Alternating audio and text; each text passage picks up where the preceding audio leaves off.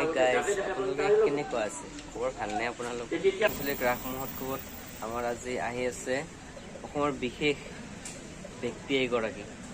তেওঁ আমাৰ অসমৰ ডাইৰেক্টৰ, ডিৰেকশ্যন কৰে আৰু বহুতো ভিডিঅ' বনাইছে, অসমীয়া ফিল্ম বহুত বনাইছে। তেওঁ হ'ল আমাৰ মণি গোস্বামী ছাৰ আৰু তেওঁৰ লগত আহি আছে আৰু অসমৰ এজন অভিনেত্ৰী ভাৱনা ঠাকুৰীয়া। গতিকে আপোনালোকে ভিডিঅ'টো চাই থাকিব। চ' ফাইনেলি ছাৰ আহি পালে। ছাৰ কৈ দিয়ক ছাৰ। মই আজি মানে হেকেৰা ৰাস চাব আহিছোঁ আৰু হেকেৰা ৰাস চাব আহিছোঁ। মই অকলে অহা নাই আৰু মোৰ লগত মোৰ ষ্টুডেণ্ট ভাৱনাও আহিছে।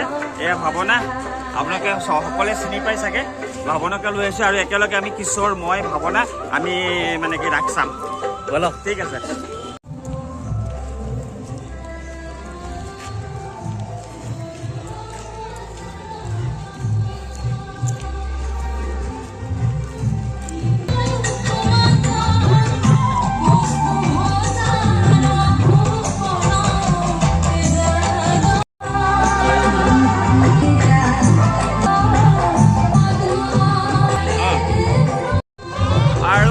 বৰ্তমান আমি মোৰ ষ্টুডেণ্ট এই বিদিশাই ইয়াতে মানে কি এটা মানে মূৰ্তি এটা দিছে। এই মূৰ্তিটো চাইছোঁ, এয়া মানে এইটো মূৰ্তিটো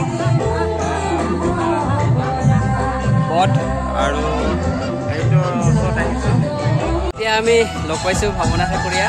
এইটো আপুনি কৈ দিয়ক অলপমান। খুব ভাল লাগিছে ইয়ালৈ আহি, ছাৰক লগ পাইছোঁ, তাক লগ পাইছোঁ, খুব ভাল লাগিছে। আৰু হেকাৰ ৰাস সকলোৱে জানে, তো গতিকে খুব ভাল লাগিছে। তাৰ চেনেলটো আপোনালোকে ছাবস্ক্ৰাইব কৰিব, লাইক কৰিব, কমেণ্ট কৰি দিব।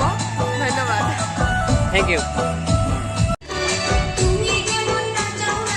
মই আপোনালোকক ক'ব পাহৰিছোঁৱে যে এই চেনেলটো আপোনালোকে ছাবস্ক্ৰাইব কৰিব আৰু ছাবস্ক্ৰাইব কৰি দুই এজনক শ্বেয়াৰ কৰি দিব আৰু লাইক কৰিব আৰু আপোনালোকে এটা কমেণ্ট কৰিব।